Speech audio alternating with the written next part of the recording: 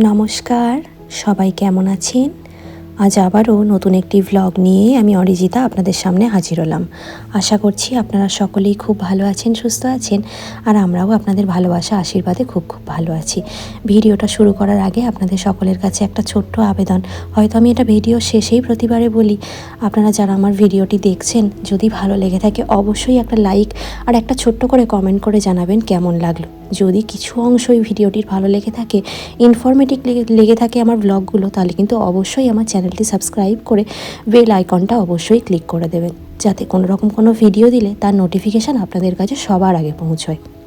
আজ আমি আপনাদেরকে জানাবো এই ভিডিওর মাধ্যম দিয়ে সুইডেনে হাড়ের চিকিৎসা ব্যবস্থা কিভাবে করা হয়।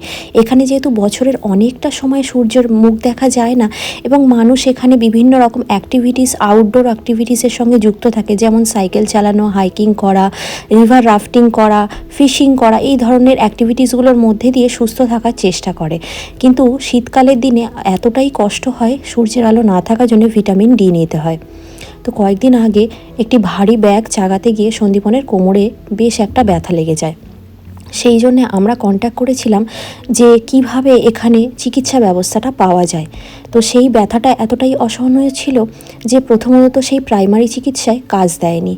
তার পরবর্তীতে যেতে হয়েছিল আমাদের। এখানে বিভিন্ন রকম স্টেপের মাধ্যম দিয়ে চিকিৎসকের কাছে পৌঁছতে হয়। প্রথমেই আগে যেটা করতে হয়, কোনো শারীরিক অসুস্থতা বা এরকম মোচকা লাগা ব্যথা ট্যাথা হলে যাই কিছু হোক না কেন, প্রথমেই আগে বাড়ির কাছে হেলথ কেয়ার সেন্টারকে কল করতে হয়, যেটাকে বলা হয় ভাদ সেন্ট্রাল।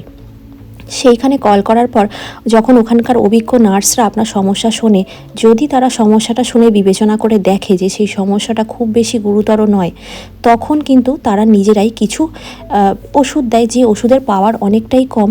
কারণ সন্দীপনকে তারা কিছু পেনকিলার জাতীয় ওষুধ দিয়েছিল, যেটা দিনে 3 থেকে 4টে খাওয়া যায়। আর যদি খুব ব্যাপারটা গুরুতর বোঝে, তাহলে কিন্তু সেক্ষেত্রে রেফার করে বড় কোনো ডাক্তারের কাছে। সন্দীপনের পেনকিলার খাওয়ার পরেও সেই যন্ত্রণাটা কনস্ট্যান্ট হচ্ছিল। সপ্তাহ দুয়েক পর যখন আবার যোগাযোগ করি আমরা, তখন ওনারা রেফার করেন রিহ্যাবের কাছে। রিহ্যাব হলো এখানকার হাড়ের চিকিৎসার একটি সংস্থা বা চিকিৎসা কেন্দ্র বলতে পারেন, যেখানে আসার পর আপনি 2টি অপশান পাবেন। একটি হলো ফিজিওথেরাপিস্ট আর একটি হলো অকুপেশনাল থেরাপিস্ট। এখন সন্দীপন ওর ফিজিওথেরাপিস্টের সাথে কথা বলছে। ফিজিওথেরাপিস্টের কাজ হচ্ছে কোমর, শিরদাঁড়া, এই সমস্ত জায়গার হাড়গুলোতে ব্যথা হলে, যন্ত্রণা হলে, কোনো সমস্যা হলে এনারা চিকিৎসা করবেন। আর অকুপেশনাল থেরাপিস্টের কাজ হচ্ছে হাত পায়ে কোনো হাড়ে যন্ত্রণা হলে সেই চিকিৎসা ওনারা করবেন। সন্দীপন যখন রিহ্যাবে কল করে তার সমস্যা জানায় এবং জানায় যে বাড়ির কাছে হেলথ কেয়ার সেন্টারটাই রেফার করেছে রিহ্যাবে, তখন ওরা জানতে চায় যে সন্দীপনের সমস্যাটা কী, এবং তারপরে একটা ডেট ফিক্স করা হয়, টাইম ফিক্স করে এই রিহ্যাবে আসতে বলা হয়। এবং প্রথম অ্যাপয়েন্টমেন্টে যখন সমস্যাটা শোনে, তখন ওরা বিভিন্নভাবে হাত পা ধরে দেখে যে কোথায় ওর যন্ত্রণাটা হচ্ছে। তো ওরা দেখে যে না, কোনো হাড়ে নয়, এটা একটা মাসেল চোটের যন্ত্রণা। তো সন্দীপন জানতে চায় যে ও কি বেল্ট পরতে পারবে। তখন ওনারা বলেন যে কোনো কৃত্রিম উপায়ে শরীর যাতে না সাপোর্ট পায় সেটারই ব্যবস্থা ওনারা করেন, অর্থাৎ শুধুমাত্র ব্যায়ামের মাধ্যম দিয়ে আর একটু রিল্যাক্স করে শরীরটা যাতে সুস্থ হয় সেই ব্যবস্থাই ওনারা করবেন। তাই প্রথম স্টেপে সন্দীপনকে বেশ কিছু ব্যায়াম ওনারা সাজেস্ট করেন। তো প্রথমেই সেই ব্যায়ামগুলো দেখায় এবং সপ্তাহ দুয়েক পরে নেক্সট অ্যাপয়েন্টমেন্টের ডেট দিয়ে বাড়ি পাঠিয়ে দেয়। এবং দ্বিতীয় অ্যাপয়েন্টমেন্ট আমি আপনাদের সঙ্গে শেয়ার করলাম। এটা হলো নেক্সট অ্যাপয়েন্টমেন্টে ব্যায়ামগুলো চেঞ্জ করে অন্য আরও এক ধাপ এগিয়ে গিয়ে কিছু ব্যায়াম আরও সাজেস্ট করেন। তো এই ব্যায়ামগুলো করার পর সন্দীপনকে আবার 15 দিনের গ্যাপ দেয় এবং এই 15 দিনের গ্যাপে আবারও ওকে গিয়ে নেক্সট টাইম রিপোর্ট দিতে হবে যে ও কেমন আছে।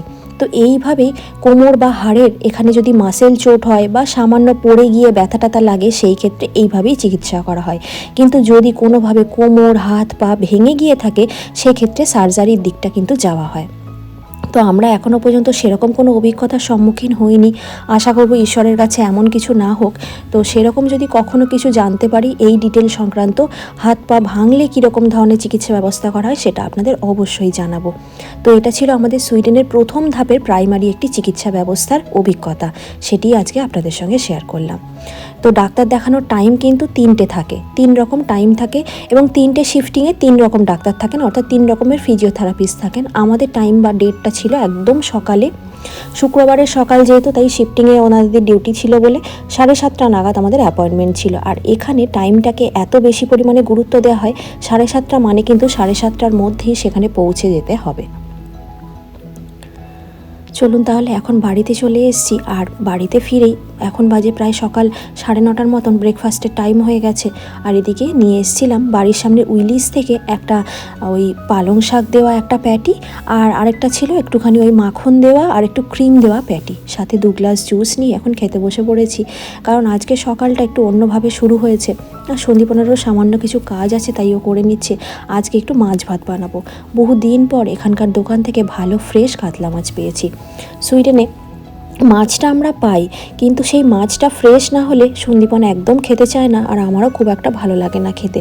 কারণ মাছটা শুধুমাত্র কেটে দেওয়া থাকে, অথবা গোটা মাছ আনতে হয়, আর গোটা মাছ আনতে গিয়ে কাটতে গিয়ে আমার ভীষণ অসুবিধা হয়। কারণ যে অভ্যেসটা দীর্ঘদিন নেই, সেই অভ্যেসটা কিছুতেই যেন করে উঠতে পারি না, এত গন্ধ লাগে। আর এখানকার ঘরগুলো কাঠের ঘর, চারিদিকটাই বন্ধ থাকে, আর ওই মাছের ওই আঁশটে গন্ধটাই ঘরের মধ্যে ঘুরতে থাকে বলে আমার নিজেরও ভীষণ কষ্ট হয়। তাই আর কি ওই কাটা মাছটাই নিয়ে আসি, শুধু ডানা পাখনা পেটের ভিতরগুলো একটু হালকা করে পরিষ্কার করে আঁশটা ছাড়িয়ে নিই। আর জানেন এখানে গোটা মাছ কিনলে কিন্তু দামটা অনেকটা কম পড়ে, কিন্তু এরকম যে এই যে ফালি ফালি করে কেটে দেয় মাছগুলো, সেইটার জন্য কিন্তু লেবার কস্টটা মিলিয়ে এখানকার মাছের দামটা অনেকটা বেড়ে যায়। আর এখন একটুখানি আলু দিয়ে হালকা করে ঝোল করে নেবো, কারণ আজকে ব্রেকফাস্টটা করতে করতে একটু হলেও দেরি হয়ে গেছে, তাই লাঞ্চে একদম হালকা পাতলা জোগাড় রাখবো। জানেন এখানকার ডাক্তাররা না কোনোভাবেই ওষুধ দিতে চায় না। এর আগেও আমি আমার একটা ছোট সমস্যার কারণে এখানকার হেলথ সেন্টারে যোগাযোগ করেছিলাম, ওনারা না কিছুতেই ওষুধ দিতে চায় না, শুধু বলে রেস্ট নিন আর একটুখানি অপেক্ষা করুন, ঠিক হয়ে যাবে। আর ওষুধের পাওয়ার এত কম থাকে, একদিনে 2-3টে করে ওষুধ খাওয়া যায়। তবে এখানকার ওষুধগুলো যখন আপনি ওষুধ দোকানে নিতে যাবেন, সেক্ষেত্রে কিন্তু অবশ্যই ওনারা প্রেসক্রিপশানটা দেখে নেবেন। এখানে পার্সোনাল নাম্বার রয়েছে, Swedish personal number, Swedish identity card মিলিয়ে পার্সোনাল নাম্বার ওনারা মিলিয়ে নেন যে আমি আদৌ এখানে কোনো ডাক্তার দেখিয়েই ওষুধ খাচ্ছি কিনা, সেটার প্রুফ সমেত ডাক্তারকে যখন আমরা দেখাতে যাই, তখন কিন্তু ডাক্তার অবশ্যই এই প্রেসক্রিপশানের একটা কপি ওষুধ দোকানকে সেন্ড করে দেয়। ওষুধ দোকান সেই কপিটা মিলিয়ে আমার কপি মিলিয়ে দেখেন যে কোনোভাবে আমি মিথ্যে বলে ওষুধ নিয়ে যাচ্ছি কিনা, বা ডাক্তার এখানে সত্যি আমাকে ওষুধটা সাজেস্ট করেছেন কিনা। এখানে মানুষ কিন্তু ওষুধের ওপর ডিপেন্ডেন্ট নয়, এখানে সম্পূর্ণভাবেই মানুষ প্রাকৃতিক উপায়ে রেস্ট নিয়ে এইভাবেই কিন্তু নিজেদের শরীরটা সুস্থ করতে বেশি কমফোর্টেবল ফিল করেন। তাই এখানে যে কোনো সমস্যায় হঠাৎই ওষুধ দিতে চায় না। চলুন কথা বলতে বলতে এখানে রান্নাটাও শেষ। ছোট্ট একটা ব্লগ আপনাদের সঙ্গে শেয়ার করলাম। ভিডিওটা কেমন লাগলো অবশ্যই আমাকে একটা ছোট্ট কমেন্ট করে জানাবেন, ভালো লাগলে একটা লাইক করে দেবেন। আমার ভিডিওগুলো যদি আপনাদের ভালো লেগে থাকে, আমার চ্যানেলটি সাবস্ক্রাইব করে অবশ্যই পাশে থাকবেন। এই ভিডিওটি আপনাদের যদি খুব ইনফরমেটিভ লাগে, অথবা খুব যদি ভালো লাগে, মনের কাছাকাছি হয়, বন্ধুবান্ধব আত্মীয় স্বজন সকলের সঙ্গে শেয়ার করে নেবেন। এরকম আরও ইনফরমেটিভ ব্লগ পেতে অবশ্যই আমার চ্যানেলটি সাবস্ক্রাইব করে আমার পাশে থাকবেন। সবাই খুব ভালো থাকবেন, সাবধানে থাকবেন। আমি খুব তাড়াতাড়ি ফিরে আসবো আরও সুন্দর একটি নতুন ব্লগের সঙ্গে। ততক্ষণের জন্য বিদায় নিলাম।